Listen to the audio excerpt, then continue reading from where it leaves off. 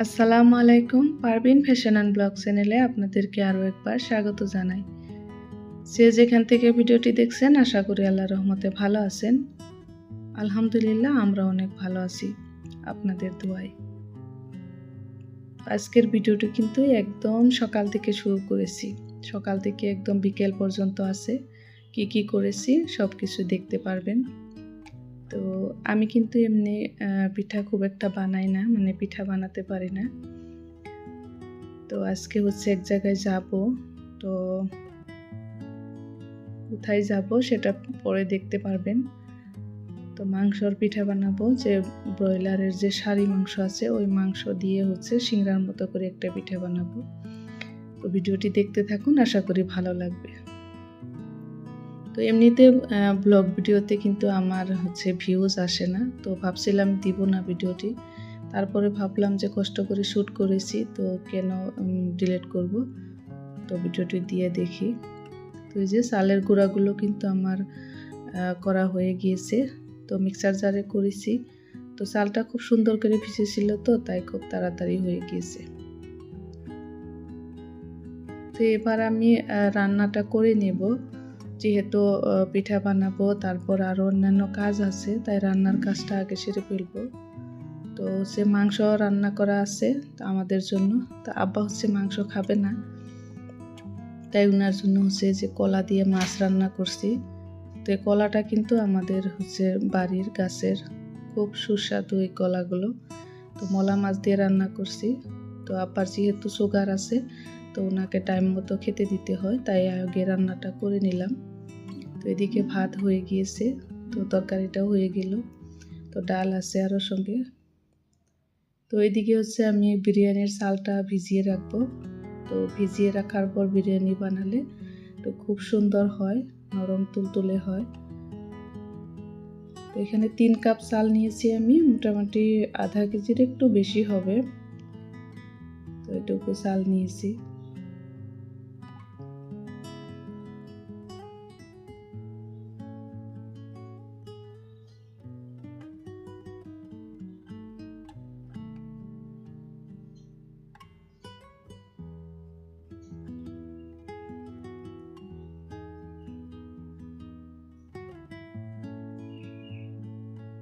চালটা ভিজিয়ে রেখে দিলাম। এবার হচ্ছে চা করব ছোট ছেলের জন্য। তো হচ্ছে চা খাবে, বলছিল খিদে লাগছে, তো ভাত খাবে না। তো এদিকে হচ্ছে আমি মাংসটা আগে ভেজে নেব। মাংসগুলো থেতো করে নিয়েছি। তো এবার রসুন, তারপর হচ্ছে পেঁয়াজ ভেজে নেব। তো পেঁয়াজ একটু বেশি করে দিচ্ছি, যেহেতু এটা পিঠা বানাবো, মাংসটা ভাজবো, তাই পেঁয়াজ বেশি করে দিলে কিন্তু ভালো লাগে খেতে। তো এবার আদা বাটা দিয়ে দিব 1 চামচের মতো। তারপর পেঁয়াজ, রসুন, আদা ভালো করে ভেজে তারপর এখানে আমি মশলা দিয়ে দিব। তো একটা বাটিতে আমি মশলাগুলো নিয়ে নিচ্ছি। এবার মশলাগুলো পানিতে গুলিয়ে নেব, যেহেতু মাংসটা ভাজি করব। তো এখানে যদি শুকনো মশলাটা দিয়ে দিই, তাহলে মশলা কিন্তু ভালোভাবে লাগতে চাইবে না, মাংসর সঙ্গে মিশতে চাইবে না। তাই কিন্তু আমি এই মশলাগুলো আগে ভিজিয়ে নিলাম। তো পেঁয়াজ কিন্তু খুব একটা ভাজবো না, যেহেতু মাংসটাও ভাজবো, তাই পেঁয়াজটা কিন্তু আধা ভাজা করে নিলাম। তো এবার মশলাগুলো দিয়ে দিলাম, মশলা দিয়ে ভালোভাবে কষিয়ে তারপর মাংস দিয়ে এটা ভেজে নেব।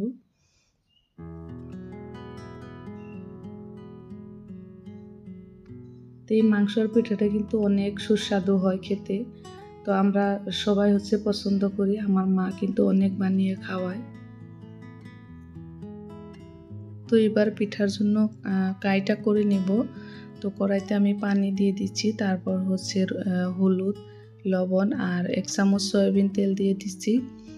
তো তেল দিলে কিন্তু আটা করার সময় হচ্ছে পিঠাটা কিন্তু খুব মুচমুচে হয়, খেতে খুব বেশি ভালো লাগে। তবে তেল না দিলেও পিঠাটা কিন্তু ভালো লাগে, কিন্তু আমি তেল দিয়ে বানিয়ে দেখছি, পিঠাটা বেশি মুচমুচে হয়। আর যেহেতু এই পিঠাটা মাংসর পিঠা আর হচ্ছে সিংড়ার মতো হবে, তাই আমি হলুদ দিয়ে নিয়েছি। তো কালারটা খুব সুন্দর হবে। তো আমি কিন্তু চালের গরুর পিঠা কিন্তু খুব একটা বানাই না, মানে কাই করতে গেলে আমার কিন্তু কাইটা ভালো হয় না, ওই জন্য কিন্তু আমি পিঠা খুব একটা বানাই না। আমি কিন্তু আটার রুটি এগুলো বানাই বেশিরভাগ।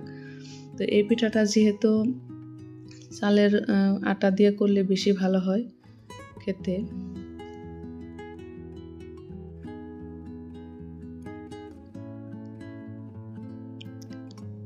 তো একটু ঢিলা ঢিলা ছিল, তাই আরও কিছু গুঁড়া দিয়ে নিলাম। তো এবার ভালোভাবে মাখিয়ে তারপর ঢাকনা দিয়ে রেখে দেব কিছু সময়। তো এদিকে কিছু বাদাম ভেজে নিচ্ছিলাম। তারপর এই যে সব কিছু রেডি করে নিয়েছি, আটাটার মধ্যে নিয়েছি, তারপর হচ্ছে মাংসগুলো ভেজে নিয়েছি। তো এবার পিঠা বানানোর পালা, যেহেতু একলাই করছি তো খুব তাড়াতাড়ি করতে হয়েছে আমাকে। তো আজকে কিন্তু কাইটা খুব সুন্দর হয়েছিল, যার জন্য পিঠাগুলো কিন্তু খুব তাড়াতাড়ি হয়ে গিয়েছে। তো অনেকগুলো পিঠা বানিয়েছি। তো এবার আমি প্রথমে রুটিটা করে নেব। তো রুটি করে তারপর ওটার ভিতর মাংস পরে কেটে নেব। তো দেখতে থাকুন কিভাবে আমি পিঠাটা বানাই। তো আমাদের হচ্ছে অঞ্চলে এই পিঠাটাকে সংসের পিঠা বলে। তো আপনাদের দেশে বা আপনাদের অঞ্চলে কি পিঠা বলে, এটা কে কোথা থেকে দেখছেন আর আপনাদের অঞ্চলে কি বলে কমেন্ট করে জানাতে ভুলবেন না। তো এই যে রুটিটা করে নিয়েছি। তো রুটিটা খুব একটা পাতলা করা যাবে না, বেশি পাতলা করলে পিঠা বানানোর সময় ছিঁড়ে যেতে পারে, আর ভাজার সময় ছিঁড়ে গেলে তো ভিতরে কিন্তু তেল ঢুকে যাবে। তাই রুটিটা একটু হালকা মোটা রাখতে হবে, তাহলে পিঠাটা খুব সুন্দর হবে। তো এইভাবে 3 কোনা করে পিঠাটা বানিয়ে নিব। এই পিঠাটা কিন্তু 3 কোনা করে বানানো হয়। এই পিঠাটা আমাদের বাড়ির সবারই পছন্দের একটা পিঠা। আমার মা অনেক বানিয়ে খাওয়ায় এই পিঠাটা। আমি খুব একটা পিঠা বানাই না, মানে ভালো হয় না ওই জন্য। তো আমার মায়ে কিন্তু আমাকে পিঠা বানিয়ে খাওয়ায় আমাদেরকে। আপনাদের ভাইয়া যখন বাড়িতে আসে মা এই পিঠা বানিয়ে খাওয়ায়। তো আমার পিঠা ভালো হয় না বলে আমি কিন্তু পিঠা বানাই না। তো এবার কিন্তু পিঠা বানানো শিখে গেছি। আপনাদের ভাইয়া আসলে কিন্তু আমি পিঠা বানিয়ে খাওয়াবো ওনাকে।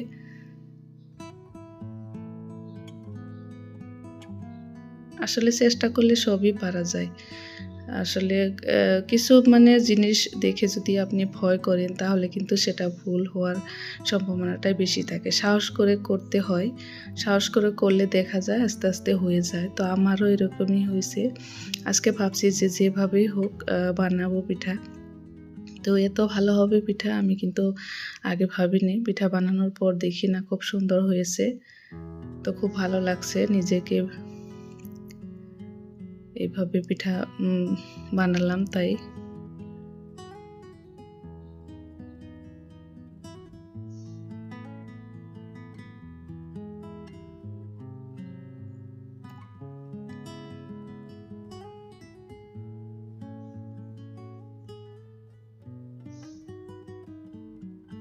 তো একটা রুটির মধ্যে আমার 3টা পিঠা হয়েছে। তো যে কিছু কাই রুটি হচ্ছে রয়ে গেছে, ছিঁড়া রুটিও, তো এগুলোর মধ্যে আরও কিছু কাই নিয়ে তারপর হচ্ছে আরও একটা রুটি বানিয়ে নিব। তো এই যে পিঠাগুলো কিন্তু ঢেকে রাখবো, যেহেতু এটা চালের পিঠা, চালের গুঁড়ার পিঠা। তো এটা কিন্তু খোলা রাখলে বাতাসে শক্ত হয়ে ফেটে যাবে। তো এবার যে পিঠাগুলো বানিয়ে নিয়েছি, তো ভেজে নিচ্ছি। তো একবার কিন্তু কিছু ভেজে নিলাম, আরও একবার দিয়েছি।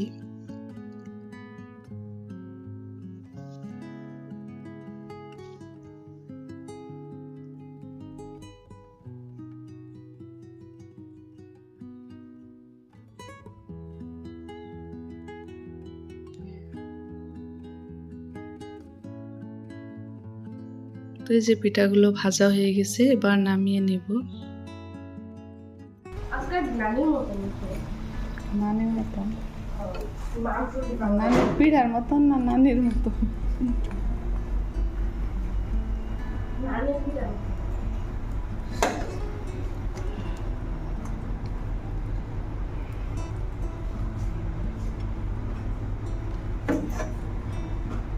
তো সুচি পাউডি বানা চলো না আজকে একদম পারফেক্ট হয়েছে জানা লাস্টে খালি একটা চাল এটারে মোমো বানাইছি একটা মোমো হয়েছে কো ফ্রাইড মোমো না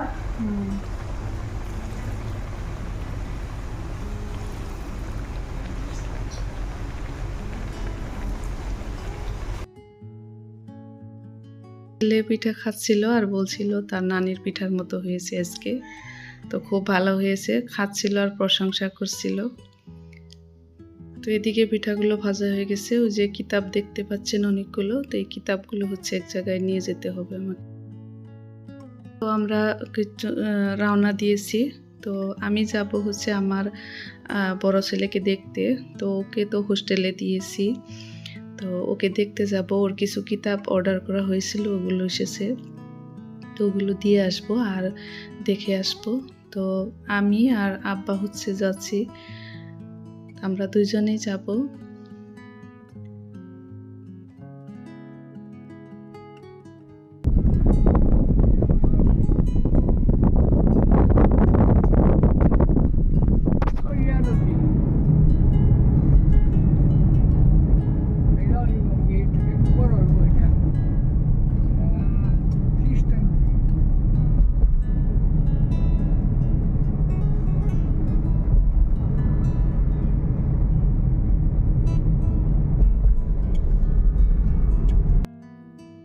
তো আমরা হচ্ছে পৌঁছে গেছি তো ছেলের হোস্টেলের সামনে এসে গেছি তো ওকে নিয়ে আসবো এবার তারপরে যে ওকে নিয়ে হচ্ছে এক রেস্টুরেন্টে এসেছি তো ও হচ্ছে লেগ পিস খাবে তো আমরা কফি খেলাম আর ওকে লেগ পিস দিলাম ও 2টা লেগ পিস খেলো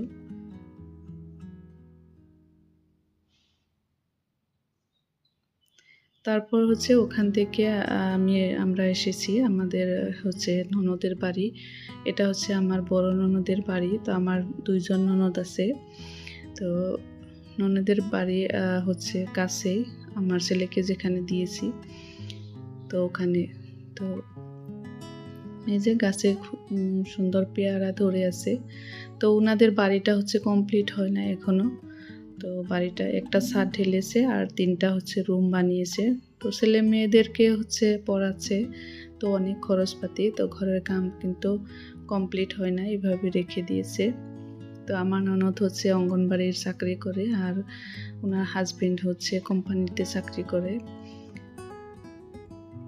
তো ওনাদের বাসায় আসলাম তো অনেক গরম তো তাই আমরা খুব একটা দেরি করব না তো আব্বাকে নিয়ে আসছি তো ওনাকে দেখাতে নিয়ে আসলাম তো এবার আমরা চলে যাব খাওয়া দাওয়া করলাম তো এটা হচ্ছে আমার দেবর মামা শ্বশুরের ছেলে তো ও হচ্ছে গাড়ি চালিয়ে নিয়ে এসেছে তো আমরা কোথায় গেলে হচ্ছে ওকে ডেকে নিয়ে আসি তো ও খুব ভালো ড্রাইভ করতে পারে তো আমার ননদের বাড়িতে হচ্ছে টাওয়ার আছে এটা মনে হয় জিও টাওয়ার তো তারপর হচ্ছে আব্বাকে ডাক্তারের কাছে নিয়ে আসা হয়েছিল তো উনি চশমাটা চেঞ্জ করবে তাই তো আজকের ভিডিওটি কেমন লাগলো কমেন্ট করে জানাতে ভুলবেন না আশা করি ভালো লেগেছে চাইলে চ্যানেলটি সাবস্ক্রাইব করে রেখে দিতে পারেন তো আজকে এই পর্যন্তই আল্লাহ হাফিজ আসসালামু আলাইকুম